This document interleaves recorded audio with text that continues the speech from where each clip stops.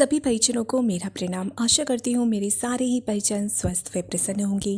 आज हम सुनने जा रहे हैं परम पूज्य गुरुदेव की जीवनी, हमारी वसीयत और विरासत का बिल्कुल ही अंतिम अध्याय, आत्मीय जनों से अनुरोध एवं उन्हें आश्वासन। आशा करती हूँ आप सभी लोग इस अंतिम अध्याय को पूरा ही अवश्य ही सुनेंगे। चलिए शुरुआत करते हैं। साधना से उपलब्ध अतिरिक्त सामर्थ्य को विश्व के मूर्धन्य वर्गों को हिलाने उलटने में लगाने का हमारा मन है। अच्छा होता सुई और धागे को आपस में पिरो देने वाले कोई सूत्र मिल जाते, अन्यथा सर्वथा अपरिचित रहने की स्थिति में तारतम्य बैठने में कठिनाई होगी। मूर्धन्यों में सत्ताधीश, धनाध्यक्ष, वैज्ञानिक और मनीषी वर्ग का उल्लेख है। यह सर्वोच्च स्तर के भी होंगे और सामान्य स्तर के भी। सर्वोच्च स्तर वालों की सूक्ष्मता जहाँ पैनी होती है, वहाँ वे अहंकारी और आग्रही भी कम नहीं होते। इसलिए मात्र उच्च वर्ग तक ही अपने को सीमित न रखकर हम मध्यम वृत्ति के इन चारों को भी अपनी पकड़ में ले रहे हैं, ताकि बात नीचे से उठते उठते ऊपर तक पहुँचने का भी कोई सिलसिला बने। दूसरा वर्ग जागृत आत्माओं का है। इसका उत्पादन सदा से भारत भूमि में अधिक होता रहा है। महामानव, ऋषि, मनीषी, देवता जहाँ जितने जन्मे हैं उतने अन्यंत्र कहीं नहीं। यही हमारे लिए समीप भी पड़ा है। अस्तु प्रयत्न करेंगे कि जहाँ कहीं भी पूर्व संचित संस्कारों वाली आत्माएं दृष्टिगोचर हों, उन्हें समय का संदेश सुनाएं, युग धर्म बताएं और समझाएं कि यह समय व्यामोह में कटौती करके किसी प्रकार निर्वाह भर में संतोष करने का है। जो हस्तगत है उसे बोया, उगाया और 1000 गुना बढ़ाया जाना चाहिए। हम अकेले ही उगे, बढ़े और गलकर समाप्त हो गए तो यह एक दुर्घटना होगी। 1 से 1000 वाली बात सोची और कही जा रही है तो उसकी प्रत्यक्ष परिणति भी वैसी ही होनी चाहिए। प्रज्ञा परिवार बड़ा है, फिर भारत भूमि की उर्वरता कम नहीं है। इसके अतिरिक्त अपनी योजना विश्वव्यापी है। उसकी परिधि में अकेला भारत ही नहीं, समूचा संसार भी आता है। अस्तु प्रयत्न यह चला है कि विचार क्रांति की प्रक्रिया को परिस्थितियों के अनुरूप व्यापक बनाने के लिए जागृत आत्माओं का समुदाय हर क्षेत्र में, हर देश में मिले। कार्य पद्धतियाँ क्षेत्रीय वातावरण के अनुरूप बनती रहेंगी, पर लक्ष्य एक ही रहेगा, ब्रेन वॉशिंग, विचार परिवर्तन, प्रज्ञा अभियान। हम तीर की तरह सनसनाते हुए ही लक्ष्य तक पहुंचने का प्रयत्न करेंगे। जिनमें इस प्रकार की जीवटता होगी वे अनुभव करेंगे कि उन्हें कोई कोचता, कुरीदता, झकझोरता, घसीटता और बाधित करता है। यों ऐसे लोग समय की पुकार पर अंतरात्मा की प्रेरणा से भी जग पड़ते हैं।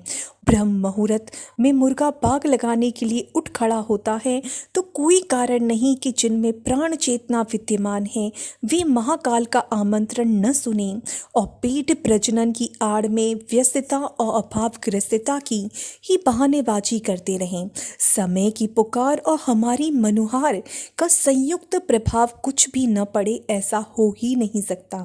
विश्वास किया गया है कि इस स्तर का एक शानदार वर्ग उभर कर ऊपर आएगा और सामने ही कटिबद्ध खड़ा दृष्टिगोचर होगा। तीसरा वर्ग प्रज्ञा परिवार का है। इसमें हमारा व्यक्तिगत लगाव है। लंबे समय से जिस बहाने साथ साथ रहने के कारण घनिष्ठता ऐसी और इतनी बढ़ गई है कि उसका समापन किसी भी प्रकार हो सकना संभव नहीं। इसके कई कारण हैं। प्रथम यह कि हमें अनेक जन्मों का स्मरण है, लोगों को नहीं।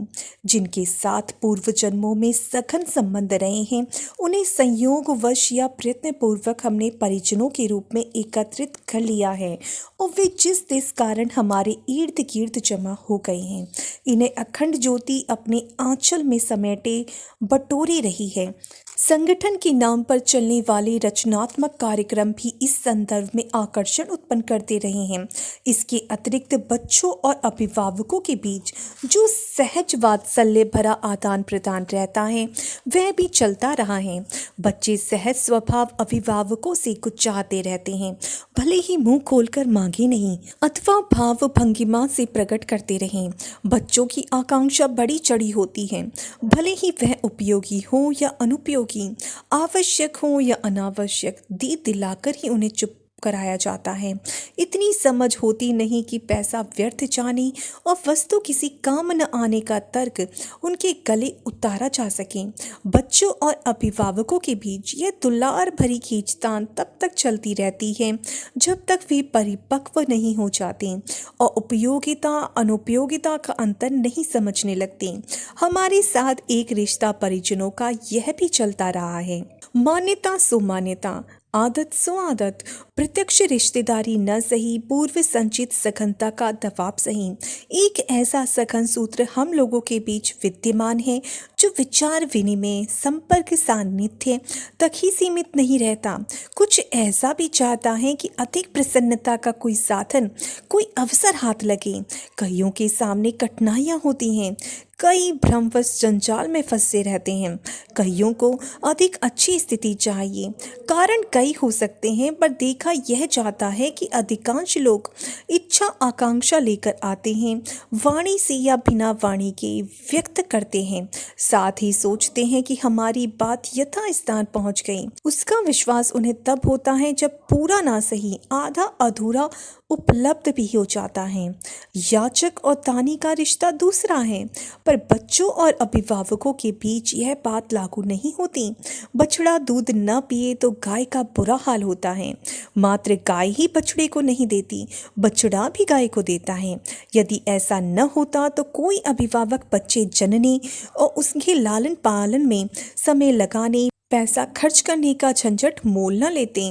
कहने को गायत्री परिवार, प्रज्ञा परिवार आदि नाम रखे गए हैं और उनकी सदस्यता का रजिस्टर तथा समयदान, अंशदान का अनुबंध भी है, पर वास्तविकता दूसरी ही है जिसे हम सब भली भांति अनुभव भी करते हैं। वह है जन्म जन्मांतरों से संग्रहित आत्मीयता, जिसके पीछे जुड़ी हुई अनेकानेक गुदगुदी उत्पन्न करने वाली घटनाएं हमें स्मरण हैं। परिजन उन्हें स्मरण न रख सके होंगी, फिर वे विश्वास करते हैं कि परस्पर आत्मीयता की कोई ऐसी मजबूत डोरी बंधी है जो कई बार तो हिला कर रख देती है। एक दूसरे के अधिक निकट आने, परस्पर कुछ अधिक कर गुजरने के लिए आतुर होते हैं। यह कल्पना नहीं, वास्तविकता है जिसकी दोनों पक्षों को निरंतर अथवा समय समय पर अनुभूति होती रहती है। यही तीसरा वर्ग है बालकों का।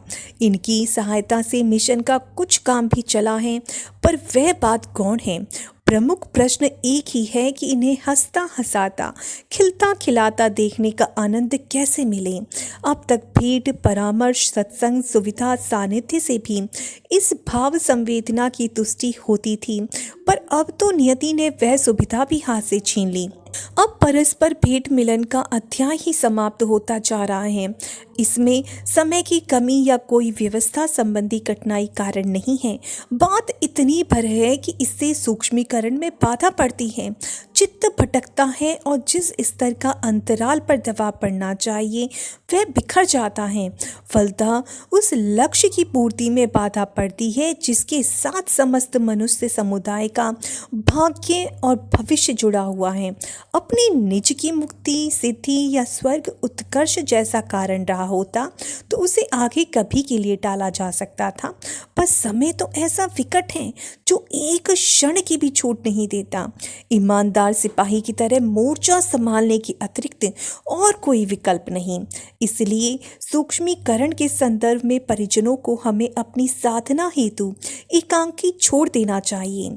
बच्चों की प्रज्ञा परिजनों के संबंध में चलते चलाते हमारा इतना ही आश्वासन है कि यदि वे अपने भाव संवेदना क्षेत्र को थोड़ा और परिष्कृत कर लें तो निकटता अब की अपेक्षा भी अधिक गहरी अनुभव करने लगेंगे। कारण कि हमारा सूक्ष्म शरीर सन 2000 तक और भी अधिक प्रखर होकर जिएगा, जहां उसकी आवश्यकता होगी बिना विलंब लगाए पहुंचेगा। कठिनाइयों में सहायता करने और बालकों को ऊंचा उठाने, आगे बढ़ाने की हमारी प्रकृति में राय रत्ती भी अंतर नहीं होने जा रहा है। वह लाभ पहले की अपेक्षा और भी अधिक मिलता रह सकता है। हमारे गुरुदेव सूक्ष्म शरीर से हिमालय में रहते हैं।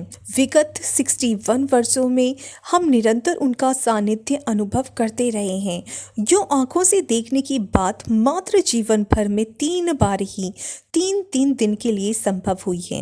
भाव सानिध्य में श्रद्धा की उत्कृष्टता रहने से उसकी परिणति एकलव्य के द्रोणाचार्य, मीरा के कृष्ण, रामकृष्ण के काली दर्शन जैसी होती है। हमें भी वे भविष्य में हमारी निकटता अपेक्षाकृत और भी अधिक तरह से अनुभव करते रहेंगे। बच्चे बड़ों से कुछ चाहते हैं सो ठीक है, पर बड़े बदले में कुछ न चाहते हो ऐसी बात भी नहीं है।